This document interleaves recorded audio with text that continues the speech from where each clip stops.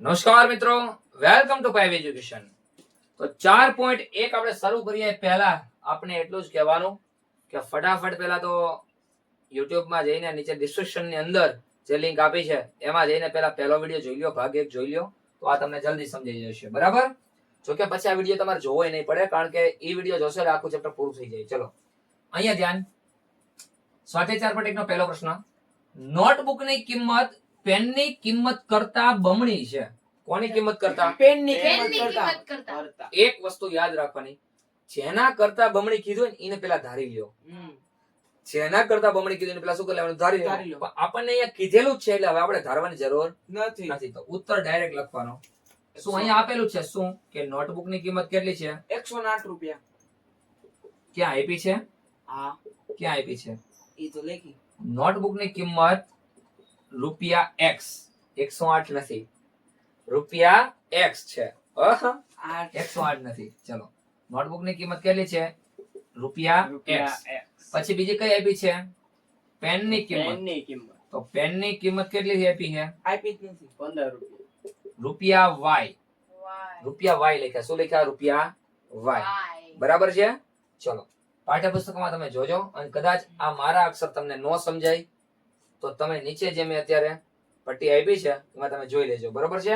અત્યારે મેં રકમ અહીંયા આપેલી જ છે, નીચે સ્ક્રીન ઉપર તમને દેખાતી હશે. મેં સમજવાનું છે ઈ સમજો. બરાબર? નોટબુક ની કિંમત પેન ની કિંમત કરતા બમણી છે. જોજો, નોટબુક ની કિંમત એટલે કે x, એટલે કે x કોના કરતા બમણી છે? કોના કરતા બમણી છે? y કરતા. y કરતા બમણી છે. એટલે કે x ની કિંમત y ની 2 ગણી છે. આવું કહીએ કઈ? હા કે ના? હા, x ની કિંમત y ની 2 ગણી છે. કોની કિંમત? y ની 2 ગણી. y ની 2 ગણી. પણ કોની કિંમત? x ની કિંમત. તો આ એનું સમીકરણ બની ગયું. આ એનું શું બની ગયું? સમીકરણ. અને એ જ કીધું, જો એને સુરેખ સમીકરણ સ્વરૂપે દર્શાવો. તો આ જે સમીકરણ બન્યું છે, હવે આને હું સુરેખ સમીકરણ સ્વરૂપે, એના વ્યાપક સ્વરૂપે હું દર્શાવું છું. જો આ x પ્લસ 2y છે, આ બાજુ આવે તો માઇનસ 2y, અને પ્લસ કરીને શું કરી નાખું? 0 બરાબર 0. આ પ્લસ 0 કોનો? c નો છે. કોનો છે? c નો છે. આને કોની સાથે સરખાવી શકાય? દ્વિચલ સુરેખ સમીકરણ. હા, ax વત્તા by વત્તા c બરાબર 0. જો હવે તમને એના જેવું જ લાગે છે?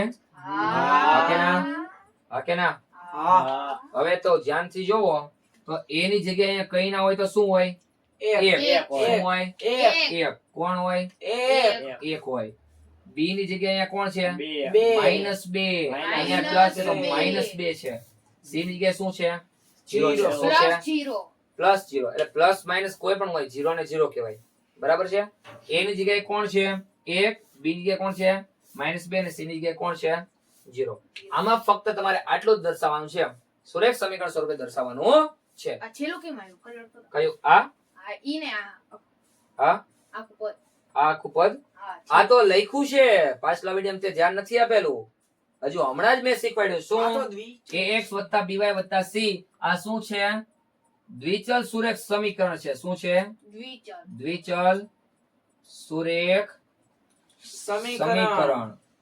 અને અહીંયા આપણને એ જ કીધું છે, જો દ્વિચલ સુરેખ સમીકરણ સ્વરૂપે દર્શાવો. એટલે કે આ એવું કહેવા માંગે કે આ સમીકરણ એ દ્વિચલ સુરેખ સમીકરણ છે. બરાબર? સ્ટોપ કરીને લખી નાખો. એના પછી પ્રશ્ન જોઈએ 2. હવે પ્રશ્ન નંબર 2 કયો? પ્રશ્ન નંબર 2 નીચે સ્ક્રીન ઉપર મેં આખો લખ્યો છે, અને અહીંયા પણ મેં અલગ અલગ દાખલા લખ્યા છે. એવું કહે છે, અહીંયા જે સમીકરણો તમને આપ્યા છે ને, એને તમારે શેના સ્વરૂપે પહેલા દર્શાવવાના છે? આ સ્વરૂપે. જો ax + by + c બરાબર 0 સ્વરૂપે દર્શાવવાના છે. અને a, b અને c ની કિંમત મેળવવાની. કોની કોની? a, b અને c ની શું ગોતવાની? કિંમત મેળવવાની છે. બરાબર છે? ધ્યાન આપજો. ચલો, પહેલા તો ax છે અને by છે, બરાબર કરીને ઓલી બાજુ છે, તો એને ક્યાં લાવીશું? બરાબર નહીં, આ બાજુ. ધ્યાનથી જોજો. તો 2x + 3y - 9.35 ને 5 ઉપર શું છે? 12. તો બરાબર ની ઓલી બાજુ શું રહી? 0. તો હવે આ કેવું થઈ ગયું? દ્વિચલ સુરેખ સમીકરણના મુખ્ય સ્વરૂપ જેવું થઈ ગયું. હા તો એમ કહીશ કે આ એટલે કે આને ax વત્તા by વત્તા c બરાબર 0 સાથે સરખાવતા શું મળે? a ની કિંમત કેટલી દેખાય? a બરાબર કેટલા દેખાય? 2 2. b બરાબર કેટલા દેખાય? 3. અને c બરાબર -9.35 અને 5 ઉપર 12. આ ખબર પડી ગઈ? હા બધા પ્રશ્ન આવી રીતે જ કરવાના છે. આવડશે? હા ધ્યાન આપો. ચલો આમાં આ તો હવે તમે ધ્યાનથી જોવો તો વ્યાપક સ્વરૂપ બરાબર જ છે હા હા કે ના? પણ એને હું ખાલી થોડુંક આવી રીતે લખું. જો આ x માઇનસ માઈનસ એક આ 5 છેદમાં છે ને આવી રીતે લખું 1/5 1/5 અને y ના y Y. આવી રીતે લખું. છે તો એક જ ને? હમ. આને આવી રીતે લખાય. સમજ પડે છે? હા એટલે એ થઈ હા -10 બરાબર 0.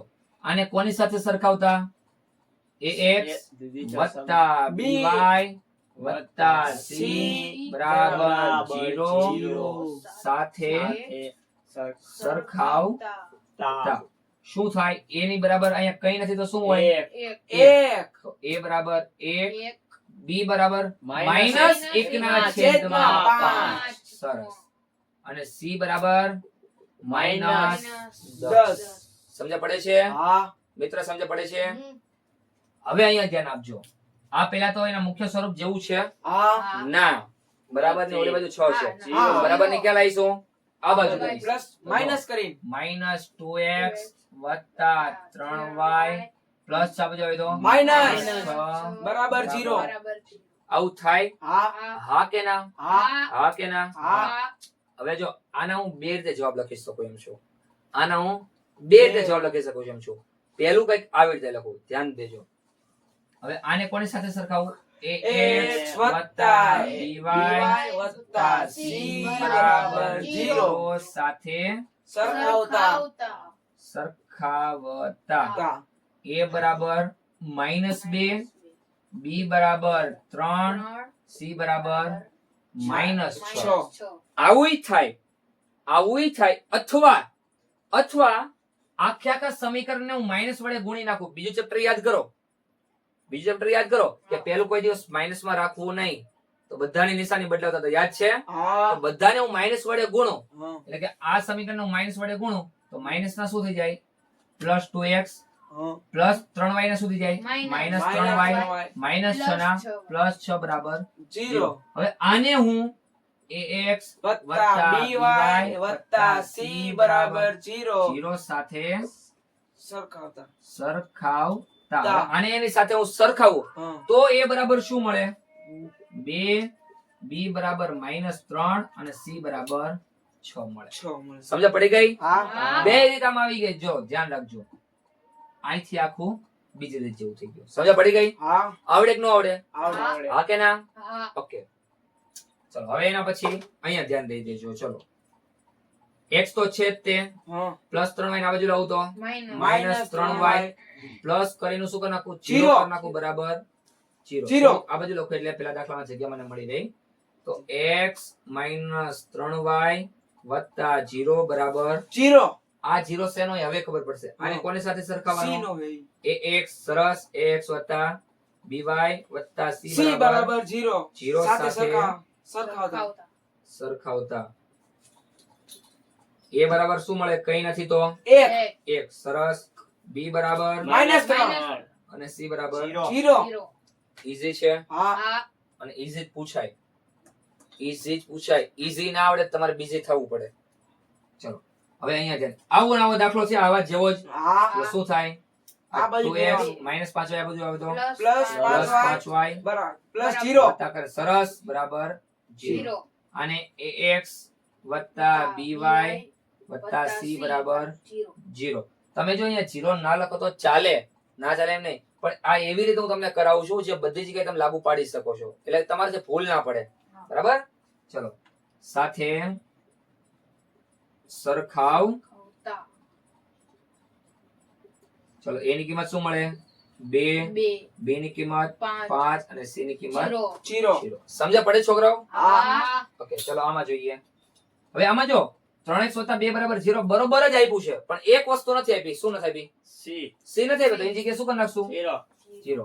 તો 3x + 2 વત્તા 0. પણ ધ્યાનથી જોવો તો c ની કિંમત નથી આપી કે કોની નથી આપી? બી ની નથી આપી. Very good. x વાળું તો છે જ. આ c બરાબર નકરા બગડોય છે.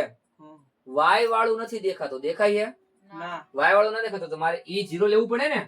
એટલે કે 3x + 0y. 0y એટલે આ શું આખું થઈ જાય? 0 થઈ જાય. હમણાં મેં શીખવાડ્યું યાદ છે? હા વત્તા કરીને 2 તો છે જ, બરાબર 0. એટલે દર વખતે સી એવું- તો બે આપી દીધું પણ બી નથી હા, આપ્યું. C બી આપી દીધું. ભાઈ આકાશે જવાબ આપ્યો છે. એટલે કે ઈને હવે 4 માર્ક મળવાના છે. તમે પાછલા વિડીયોમાં જોજો. અમારા મિત્ર એમાં દર્શન દે છે થોડાક. ચલો અહીંયા ધ્યાન આપજો હવે. તો હવે આને કોની સાથે સરખાવવાનું?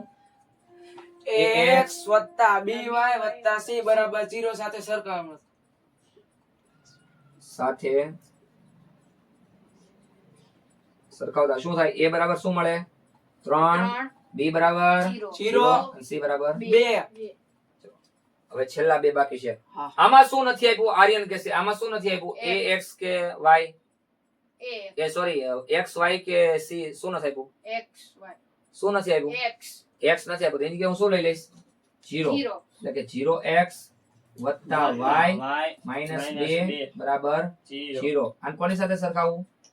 ax + by + c બરાબર 0 સાથે સરખાવતા. તો a બરાબર શું મળ્યો? 0. b બરાબર કઈ નથી તો શું હોય? 1. અને c બરાબર -2. સમજ પડે છે? હા. અને હવે સૌથી છેલ્લો, આ સ્વાધ્યાયનો સૌથી છેલ્લો.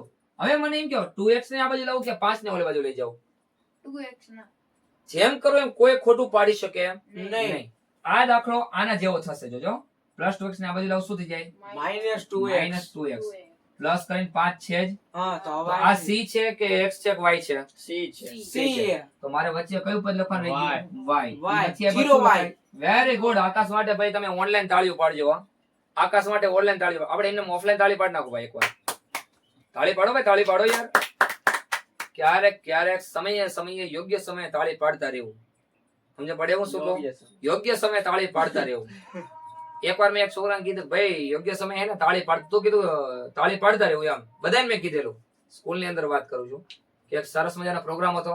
એમાં મેં છોકરાને કીધું તાળી પાડો, જોરદાર તાળી પાડો કીધું.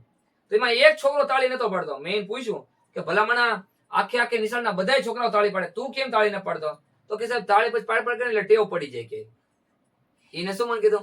ટેવ પડી જાય. એટલે એવું ના હોય, સમય તાળી પાડતા રહેવું. કારણ કે આપણા માનવ શરીરના તમામ જે ઇન્દ્રિયો જે છે, જેટલું મગજ છે, હાથ છે, પગ છે, બધાના પોઈન્ટ આપણને હાથમાં આપેલા હોય અને પગના તળિયે, હાથની હથેળીમાં પગના તળિયે આપેલા હોય. બરાબર છે? એટલે સાથે સાથે વિજ્ઞાન શીખવું પણ જરૂરી છે. બરાબર? ચલો અહીંયા ધ્યાન. તો +2x આ બાજુ -2x, y વાળું નતું એટલે મેં 0y કરી નાખ્યા અને પ્લસ કરીને 5 તો છે જ, બરાબર 0. કોની સાથે સરખાવું? ax + by + c = 0 0 સાથે સરખાવતા. a બરાબર -2 -2, b બરાબર 0 અને c બરાબર 5. અને હજી આને બીજી રીતે લખાય ખબર હે? આને હા કોને વડે ગુણવાના? માઈનસ વડે, -1 વડે. હા તો આને માઈનસ વડે તો આગળ -2x ના minus શું થઈ છે જાય? +2x થાય +0y ના શું થઈ જાય? -0y +5 ના -5 બરાબર 0. આને કોની સાથે સરખાવું? ax + by + c બરાબર 0 0 સાથે સાથે સરખાવતા. સરખાવતા શું મળે? a બરાબર 2, b બરાબર 0, c બરાબર -5. ચલો આમાં ખબર પડી છોકરાઓ? હા. આમાં ખબર પડી? આ 21 સ્વાધ્યાયમાં બે પ્રશ્નમાં કોઈને કઈ પ્રોબ્લેમ છે તો સમજી લો તમારા 2 માર્ક પાક્કા. 2 માર્કમાં આમાંથી આવે જ. અને જો નો આવે ને તો તમારે એના માટે કયો વિડિયો જોવો પડે? આના પછીનો કે જેમાં છે 4.2. કયું સ્વાધ્યાય? 4.2. તો 4.2 સ્વાધ્યાય જોવા માટે આગળનો વિડિયો તમારે જોવાનો છે. ત્યાં સુધી બની રહેવાનું છે. જોઈએ છીએ હવે 4.2.